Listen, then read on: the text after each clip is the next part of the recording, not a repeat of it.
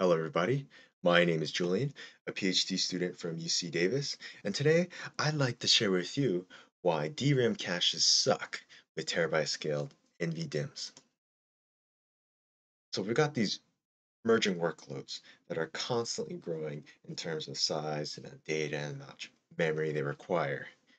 For example, we've got machine learning models requiring hundreds of billions of parameters just to train, or as well as graphs requiring hundreds of billions of edges in order in order to analyze them, each respectively easily meeting hundreds of gigabytes to terabytes worth of a memory footprint, scaring the pants off of data centers and high performance computing services of the like, given the just the cost that they would incur if they wanted to accommodate for such memory needs.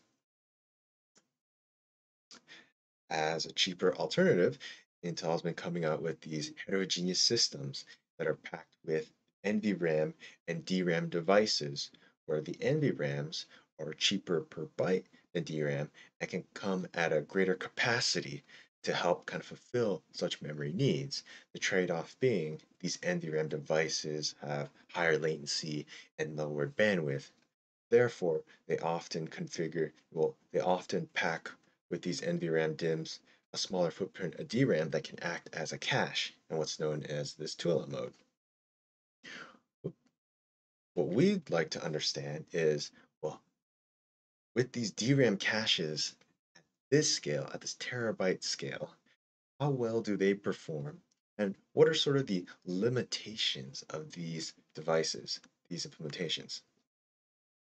And so, in order to answer this question, we evaluated a DRAM cache implementation provided to us by Intel, and we specifically wanted to understand how does access amplification manifest in this implementation, as well as what does the bandwidth performance look like in this design.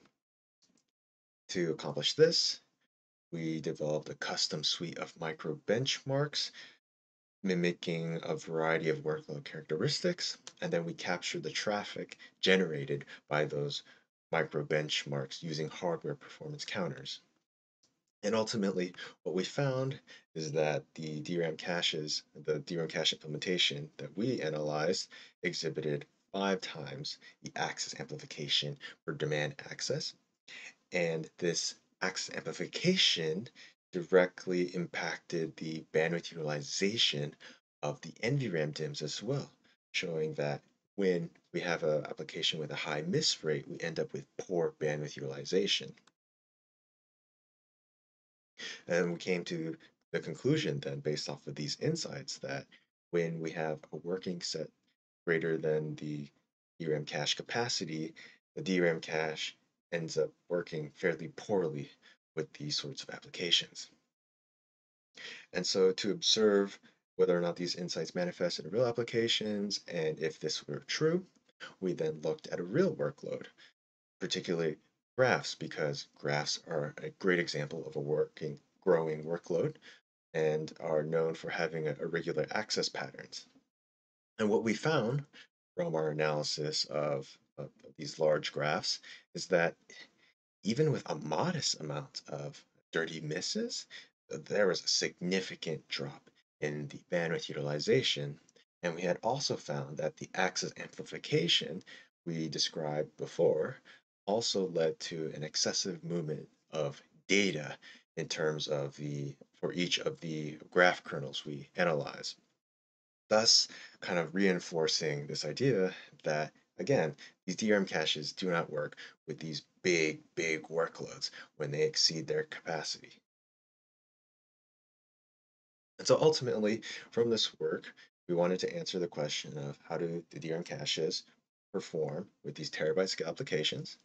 We answered this by first trying to understand how these DRAM caches worked by using micro benchmarks on real hardware to identify the basic performance characteristics and limitations.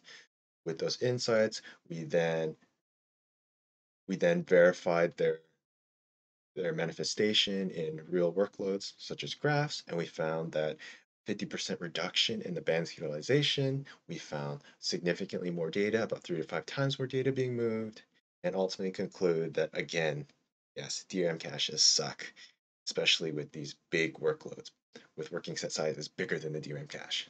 Thank you.